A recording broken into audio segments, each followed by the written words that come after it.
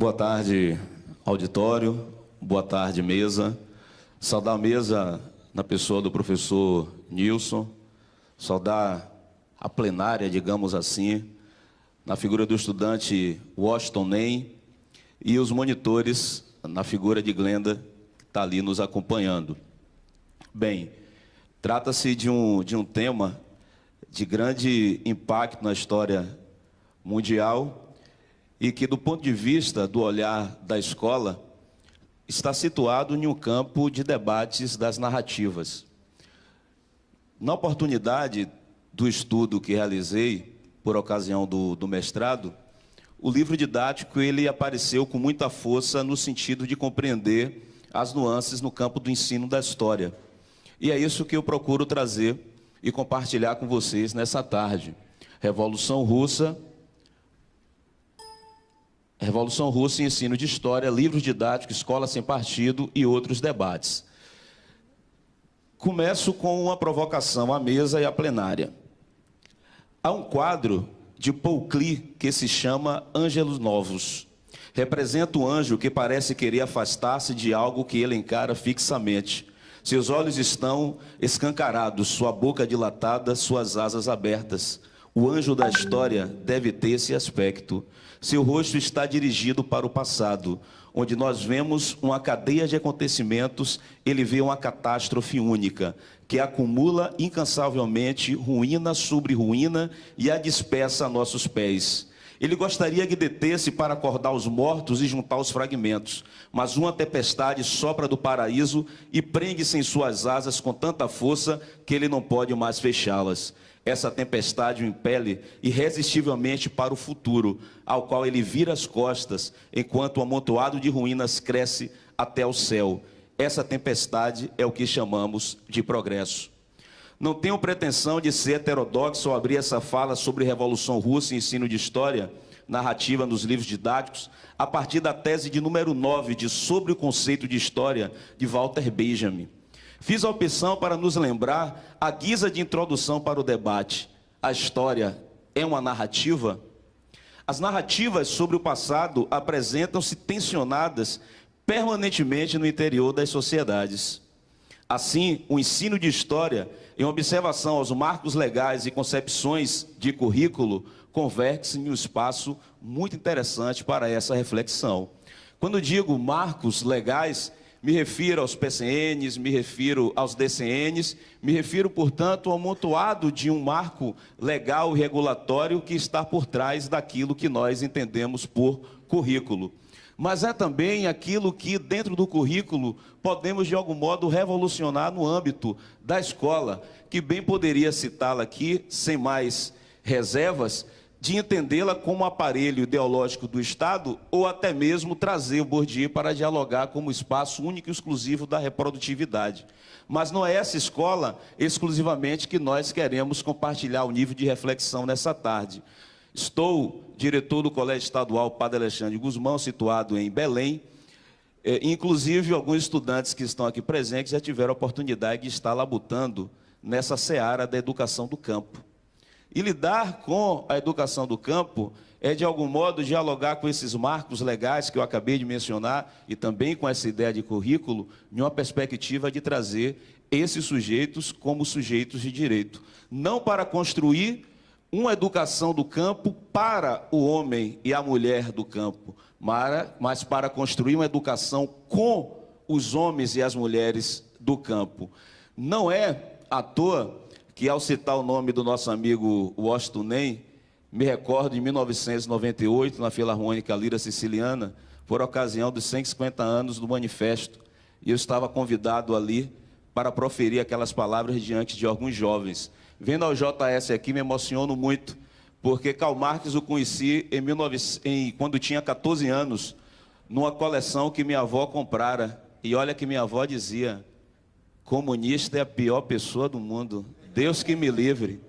E ela não sabia, junto com os livros da enciclopédia de AZ, que era a enciclopédia do estudante, e mais aquela do escoteiro mirim da editora Abril, veio alguns economistas, edição de luxo, capa marrom, em letras douradas, Karl Marx, Jean-Baptiste Say, David Ricardo, eram alguns dos economistas que estavam contemplados ali. Ai, se ela soubesse quem era o Karl Marx.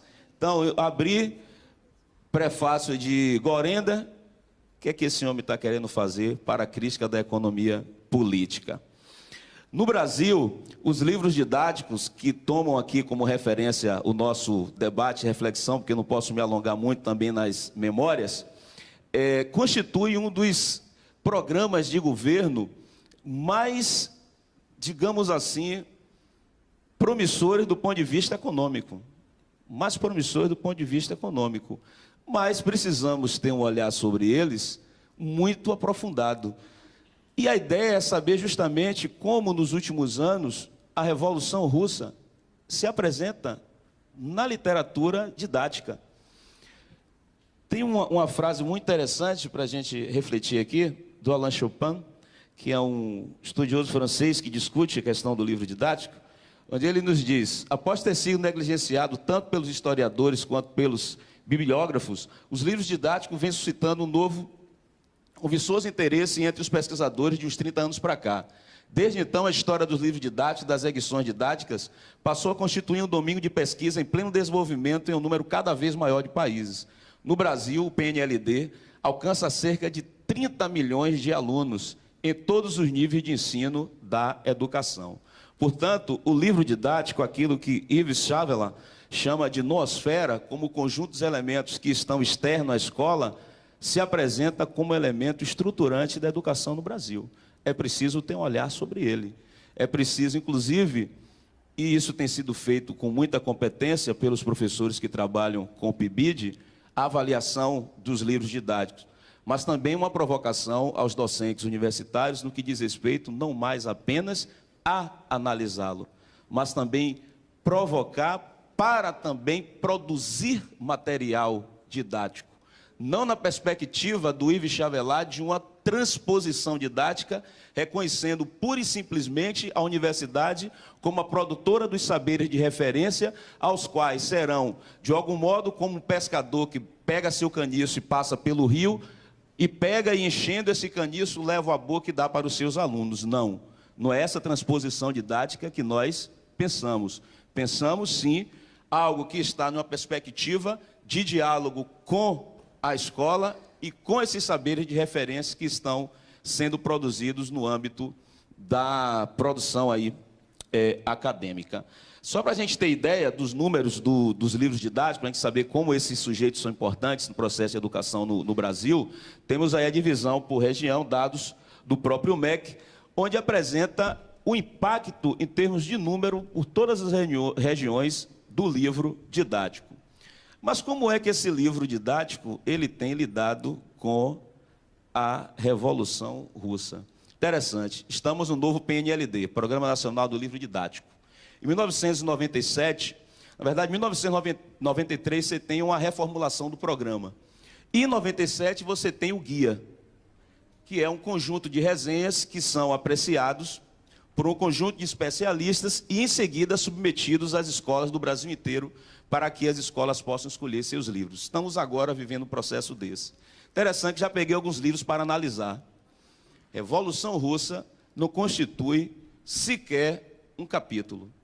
Aparece como subcapítulo de Primeira Guerra Mundial. A maioria dos livros trazem Revolução Russa nessa perspectiva. Não constitui sequer um capítulo. Aparece apenas como um subtítulo mais amplo. No início de 2000, um cidadão chamado Ali Camel iniciou, na verdade, uma cruzada sobre livros didáticos. E o olhar do Ali Camel, que vocês devem saber quem é, aparece ao término do Jornal Nacional. Ele assina toda a parte de jornalismo da Globo. Escreveu um livro também muito interessante chamado Não Somos Racistas, prefaciado por Ivone Magui, professora da USP, onde ele sustenta a tese de que nós não somos um povo racista. E o Ali Camel, por incrível que pareça, vai ser o jornalista e a figura que vai implementar essa cruzada em torno dos livros didáticos. E um livro didático em especial chamou a atenção, que é que eu trouxe para compartilhar com vocês aqui. Nova História Crítica. O Ali Câmara assina um artigo no jornal O Globo, que logo é colocado na página do Escola Sem Partido, vamos falar rapidamente sobre, onde ele denuncia o livro do Mário Schmidt, que não é um historiador de formação, ele é também um jornalista, é um xadrista, e foi um dos autores que mais vendeu livro de história no Brasil, na virada do século aí, 21, a partir do Programa Nacional do Livro Didático, onde ele acusa o seguinte: o livro didático ele está fazendo doutrinação. E o que é fazer doutrinação? Fazer doutrinação é trazer os elementos críticos à sociedade capitalista. Fazer doutrinação, na perspectiva do artigo do Ali Campbell, é trazer a Revolução Russa numa perspectiva romantizada como antítese do capitalismo, onde, inclusive, os desmandos, digamos assim, do Stalin são minimizados nas narrativas apresentadas ali no livro do Mário Schmidt. Eu tenho como dar um zoom ali, não está muito bom não ficou muito legal ali, mas deixe-me ver se eu tenho aqui. Então, no livro, vejamos como é apresentado para alunos da 8ª série, também hoje com a reforma no ensino fundamental, chamado 9º ano. 8ª série, 9º ano. Capitalismo. Vamos lá, como é que o livro apresenta. No capitalismo, o que existe nos países capitalistas de hoje? Terras, minas, empresas são propriedade privada. As decisões econômicas são tomadas pela burguesia, que busca o lucro pessoal. Para ampliar as vendas no mercado consumidor, há um esforço de fazer produtos modernos. Grandes diferenças sociais. A burguesia recebe muito mais do que o proletariado. O capitalismo funciona tanto com liberdades como regimes autoritários. Ideal marxista. Esse é o livro da doutrinação. Foi tirado de circulação depois do artigo do Ali Campbell. O que era proposto nas obras de Marx, Engels e Lenin? Terras, minas e empresas pertencem à coletividade. As decisões econômicas são tomadas democraticamente pelo povo trabalhador, visando o bem-estar social. Os produtores são os próprios consumidores, por isso tudo é feito com honestidade para agradar toda a população. Não há mais ricos e as diferenças sociais são pequenas. Amplas liberdades democráticas para os trabalhadores, aquilo que está no ideal marxista, de acordo com o livro do 9º ano. Socialismo real. Como aconteceu na prática na União das Repúblicas Socialistas Soviéticas. Terras, minas e empresas pertencem ao Estado. As decisões econômicas são autoritariamente tomadas pelos burocratas do Partido Comunista. Os burocratas pouco se importam com a qualidade dos produtos e serviços.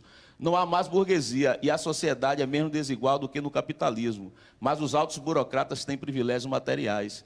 Ausência de liberdade e de democracia. Ditadura stalinista. Eu acho que o livro, em alguma medida, consegue não apenas desagradar os próprios burgueses, numa perspectiva mais crítica, aprofundada e ampliada. Mas o livro ele foi tomado como um espúrio caso de doutrinação comunista no âmbito da educação brasileira. Só para que tenhamos uma ideia, não é? O Escola Sem Partido, nós estivemos juntos aqui discutindo, e que, inclusive, nós temos hoje um conjunto de profissionais da educação dentro e fora da universidade, em diálogo também com os movimentos sociais, de construir uma agenda alternativa àquilo que são as principais teses defendidas pelo movimento Escola Sem Partido. Me lembro que, naquela oportunidade, eu fiquei devendo um texto ao Antônio, professor Antônio, que é um texto com o título A Desnecessidade da Escola Sem Partido. Nós temos um regimento no estado da Bahia, que é um regimento genérico para todas as escolas, que vários elementos são contemplados ali no que diz respeito à mediação do ensino-aprendizagem entre os sujeitos. Portanto, a Escola Sem Partido se coloca muito mais como instrumento de reconhecer que a escola é potencialmente um lugar de transformação e que a escola, por sua vez, também tem uma penetração muito forte daquilo que os movimentos sociais podem, de fato, empreender ali naquele espaço de formação e consequentemente, estão a colocar uma série de elementos para descaracterizar aquilo que nas teorias pós-crítica estão aí sobre o papel da mulher e como esse papel da mulher não é o papel da metáfora, mas é o exercício cotidiano de uma experiência prática e discursiva que está na sociedade e que a gente precisa, dentro da escola, tomar isso como uma referência, inclusive agora na Semana do Estudante, está ocorrendo lá as atividades, professora. O grupo Acofena, o coletivo Acofena, vai estar lá conosco amanhã, discutindo com os nossos alunos do ensino médio e também o PET, Programa de Educação Tutorial, estará conosco lá na escola discutindo uma série de temas. Ou ainda as questões ligadas aos aspectos étnicos e tantos outros que os movimentos e os grupos sociais têm reivindicado também dentro do currículo escolar, tensionando. Esse é um site da Escola Sem Partido. Editora defende cartilha o quê? Esquerdista. Então, não pense que o livro didático ele está ali ingenuamente sendo adotado e discutido na sala de aula. Existe um observatório sobre ele. Ele traz alguns elementos aqui da revista Época também. A revista Época se posiciona a respeito também da suposta doutrinação. E, claro, também alguns blogs, alguns sites vão também fazer um contraponto. O livro didático que a Globo quer proibir. Então, para encerrar, dizer que o ensino de história, e eu trouxe Walter Benjamin nesse sentido de provocar, como um campo de inteligibilidade da realidade a partir de uma narrativa polissêmica em disputa permanentemente, e que ganha uma dramaticidade ainda muito mais intensa em contextos como esse que nós estamos a viver no Brasil. O Ângelos Novos de Klee, que é um pintor com características muito diferentes daquela clássica, que inclusive o Hitler preferiu, por ser ele um artista judeu, queimar a obra, talvez expresse lá na 9ª tese sobre o conceito de história do Walter Benjamin, aquilo que, entre mentes no Brasil, foi colocado alguns meses atrás, sob o projeto de Ponte para o Futuro. E não é à toa que o Walter Benjamin vai fazer uma crítica, e eu acho que eu tenho até uma pergunta para ti em determinado momento, da perspectiva da social-democracia, ele que acabou cometendo suicídio na década de 20. Portanto, o Escola Sem Partido está aí para a gente enfrentar, o governo está aí ilegítimo para a gente fazer esse enfrentamento e não mais apenas criticar o livro didático, mas também começar a produzir didático. Viva a Revolução Russa!